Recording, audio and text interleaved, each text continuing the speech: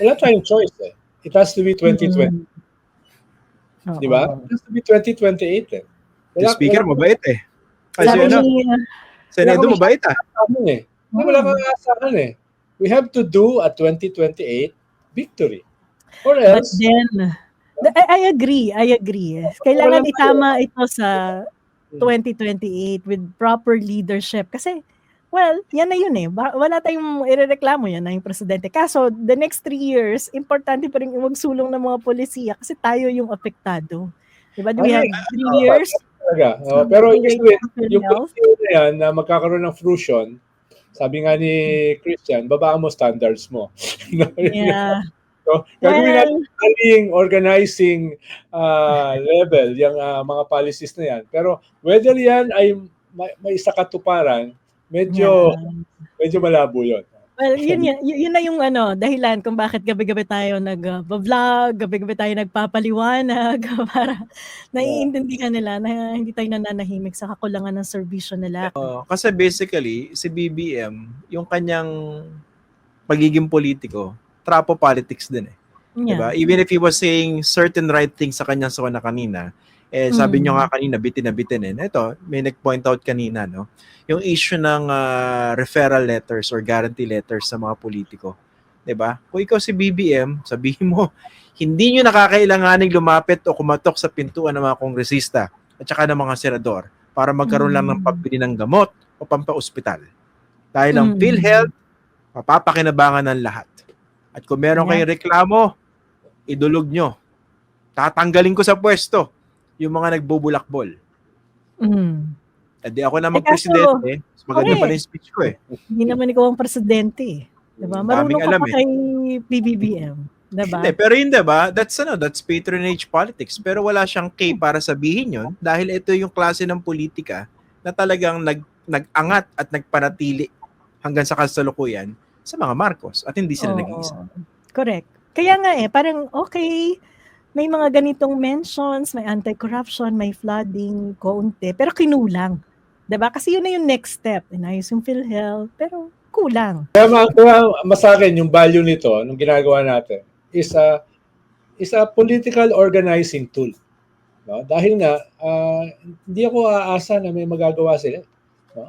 Babatikusin natin sila, gagamitin natin yung kanilang kakulangan para to create the impetus papunta sa pagbabago. No? At medyo nakikita natin yung kaunting positibo dun sa ganung klase outrage ng mga tao. Okay. Yung mukhang alam ko na yung tinutumbok ni San Edo dyan eh. Okay, 2028. Nakakatakot din talaga kasi given yung recent decision ng Supreme Court, tapos sa Supreme Court na lang tayo nagre-rely para sa mga tamang decision dito sa mga issues natin sa ibang branches ng government.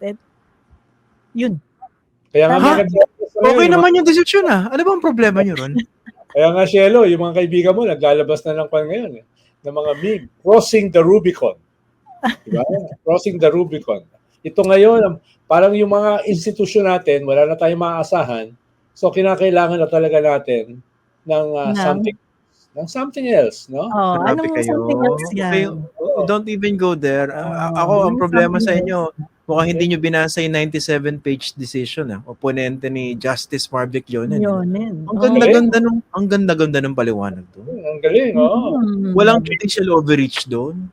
At saka kailangan ng due process. At walang factual inaccuracies yung pinagbasihan ng desisyon. Ganda nga nung sabi ni former Chief Justice Panganiban, parang anyari, ba't ang bilis? Mabilis ba? Ba't ang bilis? 5 days, diba? May nakausap nga akong hindi ko na nababanggitin yung pangalan. Isang highly respected lawyer. Nakausap ko lang kagabi. Medyo naputol yung usapan namin. Sabi, ito yung senyas niya. Ginanon daw Kaya sabi niya, when in matters of law, pwede mong i-argue for or against. Kaya mong panindigan Di ba? Kasi lawyers Pero kung factual daw ang questionable, ginanon Yun ang sabi niya. Hindi, ang linaw naman kasi ng calendar. Sabi nga ni former Justice Ascuna, in a very respectable way, pagkakasabi niya. With all due respect, Di ba? Di ba dapat prospective yan? Yeah. Hindi retroactive. Di ba very basic sa batas yun? Na, kung Alam meron mo, kang gagawin at hindi mapipigilan na gawin mo yung bagong batas na yan, di ba para sa susunod yan? Parang ni-electoran mo yung no? Isang law student. Sabihin mo, oo. teka, Pero bata. dito kasi pumapasok din yung ngayon sa kasalukuyan na tinitingnan natin all the legal means, 'di ba? Para maisaayos itong desisyon ng Supreme Court, kaya may mag-a-appeal, 'di ba? Pero dito rin sana pumapasok yung kahalagahan ng iba't ibang institutions natin, lalo na yung mga law school at saka academic institutions natin na magsalita at i-point out at mag-intervene dito sa appeal na to. Kasi iba yung dating kapag halimbawa UP College of Law ang nagsulat at nag-point out ng flaws ng decision na to, di ba? Ganun ba yun? Pumapasok yung kahalagahan ng institutions. Ha? Kung mapakinggan sila nitong unanimous decision na ito, tingin mo ito ay kaya pang pressurein itong mga ito? Mukhang na-calculate na nila yung mga scenarios nababanatan sila. Calculate na nila. Bago nila ginawa ito Grabe naman kayo. Rule of law lang ang pinagbasihan dyan. Walang ganyang calculation. Kayo talaga. Pero siguro yung extent at volume ng banat ay hindi pa rin na project or na anticipate, no? Kaya importante pa rin na yung mga academic institutions natin, yung mga law schools natin, ay sana magsalita. At least for the record. Dahil magtatakda yan sa kasaysayan. Ano ang pinaka-significant decision ni Justice Leonen, diba? Pag ni-recall mo yung mga justices, ano yung mga decision na ma-associate sa kanya? Kay Justice Leonen, ito yun.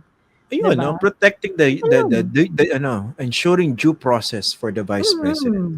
Correct. Diba? Ito yun So, maganda rin kung titindig yung mga iba't ibang legal institutions natin. At nasan ba sila sa usapin na to? Diba? Grabe naman kayo. Hindi pa pwedeng baliktarin natin, maglabas din tayo ng pahayag in support of Justice Leonen. Parang palakpakan natin. Diba? Ganda kasi ng desisyon Sige. Gawin natin. Dahil delikado yan. Pag naging president. Kasi takot man-disbar Malibang kay Attorney Dan. Hindi, kinakabahan lang si Prof. Shelo kasi kung maging presidente siya sa 2028, ang dali niyang sampahan ng impeachment.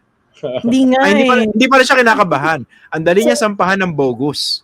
Yes. Itong decision na to, wala nang may impeach. Kasi hanapin mo lang yung mga allies mo, pasampakan ng pangit na kaso, wala na. Diba ginawa yan nung panahon ni GMA? Pero parang ng pangit Parang sinasagad talaga nila Pati ako amazed kung paano sinasagad yung impunity Impunity ng Senate, impunity ng Supreme Court. Yung parang saan ka napupunta kung yung lahat ng institusyon mo ganyan? Grabe naman kayo. Diba, inisip ko kanina, kung nag-closing remark, sa closing part ng speech ni BBM, nakaharap lahat ng mga institutions nandun. Nandun ng Supreme Court, nandun ng Senado, nandun ng House of Representatives. Napakagandang moment sana na in-acknowledge niya yung katotohanan na humihina ang faith ng mga tao sa institutions natin dahil dito sa mga iba't ibang forma ng korupsyon na nagaganap. Pero dun din sana siya nanawagan na part ng responsibilidad nila ay ibalik yung pagtitiwala ng mga tao sa institutions. Both because that's part of democracy at part din yan ng economic growth, di ba? Paano magkakaroon ka ng economic growth kung walang tiwala yung mga tao sa institutions mo? Kaso, wala Kinula nga Pakibaba nga muli. No? May tanong lang ako, baka makalimutan ko. No? Kasi napaka-efficient ng ating Supreme Court sa kanilang pagdesisyon. No? Talagang hindi naman minadali. No? Wala tayong sinasabing ganun. Ang ganda lang talaga ng timing bago mag-resume yung Senate impeachment proceedings. No? Naalala ko lang, di ba meron nag-file ng disbarment against the Vice President? Tagal, no? Wala pang desisyon. Walang nangyayari. Yung may nag-file din kami ng case tungkol sa confidential. Pwede palang upuan yun? Okay lang ba yun? Siyempre. Hindi naman kasi urgent yun. Ano ba naman yung murahin yung presidente? Constitutionality ng confidential fund. Wala pa ring desisyon. Diba? Masyado kayo nagmamadali. Mas urgent tong impeachment. Kayo talaga. Yung constitutionality ng 2025 budget. Wala pa rin. Diba? Magiging moot na yan pag nagastos na yung lahat ng pera pag nag-January. Mamadali kayo, maraming ginagawa. Practically kasi lame duck na yung presidente. Mm. Ang pwede na lang niya gawin ay pamunuan niya yung mamamayan. Samahan niyo ako, no? Alusin natin lahat itong mga ito. No? Lahat Grabe ka, masyado kang judgmental. Inaapi mo si BBM. Ginawa mo pa siyang lame Ang duck. problema. lame duck na after this one, Tapos nag-survive si Sara ng impeachment. Yung mga sinasabi nila na pwede pang i-refile next year. Bakit ngayon lang? Parang nung simula pa lang naman lame duck na siya. Well, nung kasi malakas pa yung kapangyarihan niya. Pero after the midterms, after the controversy, di ba? Oo. Sa bagay, umaangat ng konti. Hindi naman yung ginagamit yung kapangyarihan niya. Nagbigay na nga siya ng 288 billion pork barrel. Hindi naman napindot ang dapat pindutin. Diba?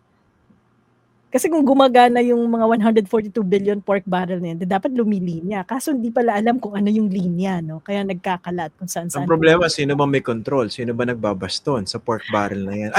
May pork barrel ba? Sorry. Medyo Oo. nagkaroon ako ng illogical conclusion. Wala na nga palang pork barrel. Wala. Walang pork barrel. Mm-mm. Power of the purse Kanino ba yung power of the purse? Nasa misis. Diba? Ano yung power of the purse? Namin yung reklamo Tapos anong gagawin nyo? Kanino nyo ibibigay yung power of the purse? Diba? Sa akin lang, pinapanood ko sila kanina. No? Nasa likod ni Presidente yung kanyang pinsan, si Martin Romualdez. Tapos of course, si Chis Escudero. Siguro naman, magpinsan sila. No? Hindi naman ganun kahirap para pakilusin yung mababang kapulungan, para ayusin yung budget. Magkakaiba sila ng interest Tsaka baka hindi naman din talaga nababantayan. Kahit sabi ni Presidente, di ba sabi ni Presidente, hindi niya alam yung 142 billion insertion ni Jesus. O nga pala, kinunan ba ng picture yung mga justices kanina sa SONA? Hindi, parang hindi ko napansin. Hindi ko alam, baka hindi ko na napansin. Maganda sanang ipan din sila hinihintay ko parang hindi ko nakita Kung ako naman yung proud moment yun for the judiciary. Very. Kaya nga iniisip ko nga sana, di ba magandang closing yun? Yung ganong tema na i-recognize natin yung humihingi ng pagtitiwala ng mga tao sa institusyon. Kasi may malaking implication yan sa governance, sa next 3 years niya. Tapos sana may call to action. Kaso wala